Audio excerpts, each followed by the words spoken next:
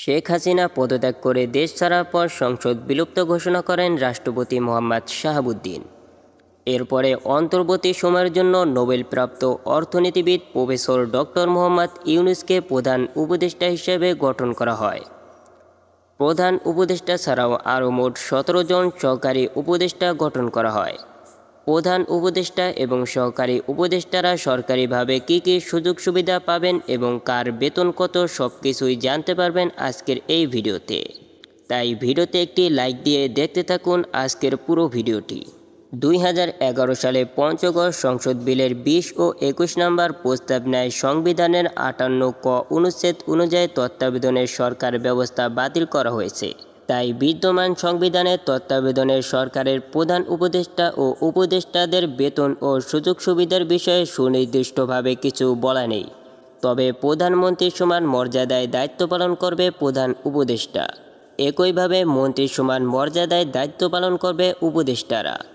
সেই হিসাব অনুযায়ী প্রধানমন্ত্রীর পাওয়া সব সুযোগ সুবিধাই পাবেন প্রধান উপদেষ্টা এবং মন্ত্রীদের পাওয়া সব সুযোগ সুবিধা পাবেন উপদেষ্টারা। এবার চলুন জেনে নেই কী কী সুযোগ সুবিধা পাবেন প্রধান উপদেষ্টা এবং প্রধান উপদেষ্টার বেতন কত। একজন প্রধানমন্ত্রীর কাজ হলো সঠিকভাবে দেশকে পরিচালনা করা, তবে বিনামূল্যে এই কাজ করেন না তিনি। এই জন্য অন্যান্য চাকরিজীবীদের মতো মাসের শেষে মাইনে পান বাংলাদেশের প্রধানমন্ত্রী। সেই সঙ্গে তিনি আরও একাধিক সুযোগ সুবিধা পান। দ্য প্রাইম মিনিস্টার বিল 2016 অনুযায়ী বাংলাদেশের প্রধানমন্ত্রীর বেতন মাসে 1,15,000 টাকা। এছাড়াও তিনি মাসিক বাড়ি ভাড়া পান 1 লক্ষ টাকা। বাংলাদেশের প্রধানমন্ত্রীরা সাধারণত নির্বাচন হওয়ার পর একটা সরকারি বাসভবন পান। অতীতের রেকর্ড মতে বর্তমান প্রধান উপদেষ্টাও এই সুবিধা পাবেন। এর সাজানো থেকে শুরু করে রক্ষণাবেক্ষণের যাবতীয় খরচ বহন করবে সরকার। প্রধানমন্ত্রীর ব্যক্তিগত ফান্ড থেকে এর পিছনে 1 টাকাও খরচ করতে হয় না।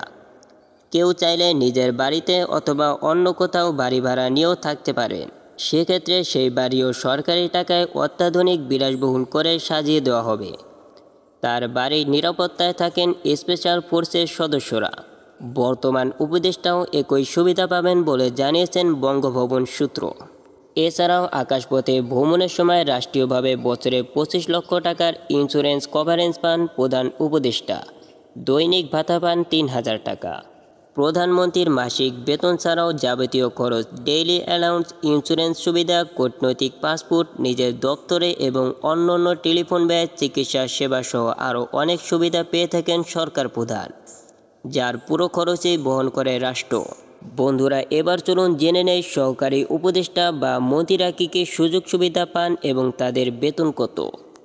The minister of state and deputy minister bill 2016 অনুযায়ী একজন মন্ত্রী প্রতি মাসে 1,05,000 টাকা বেতন পেয়ে থাকেন। এছাড়াও একজন মন্ত্রী আরও যেসব সুযোগ সুবিধা পাবেন: দৈনিক ভাতা 2,000 টাকা, নিয়ামক ভাতা মাসে 10,000 টাকা, স্বেচ্ছাধীন তহবিল 10 লাখ টাকা, মোবাইল ফোন কেনার জন্য 75,000 টাকা, সরকারি খরচের সার্বক্ষণিক গাড়ি, ঢাকার বাইরে অফিসিয়াল ট্যুরের জন্য অতিরিক্ত একটি জিপ গাড়ি পাবেন, যার যাবতীয় খরচ বহন করবে সরকার।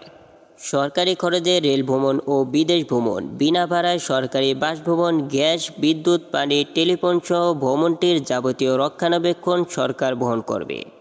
সরকারি বাসায় সর্বোচ্চ 5 লক্ষ টাকা মূল্যের আসবাবপত্র থাকবে। সরকারি বাসায় না থাকলে বাড়ি ভাড়া বাবদ 80,000 টাকা পেয়ে থাকেন। সেই সঙ্গে বাড়ি ব্যবস্থাপনা খরচ ও সব ধরনের সেবা খাতের বিল পরিশোধ করা হয় সরকারের পক্ষ থেকে। বিমান ভ্রমণের জন্য বিমার সুবিধা 8 লক্ষ টাকা পেয়ে থাকেন।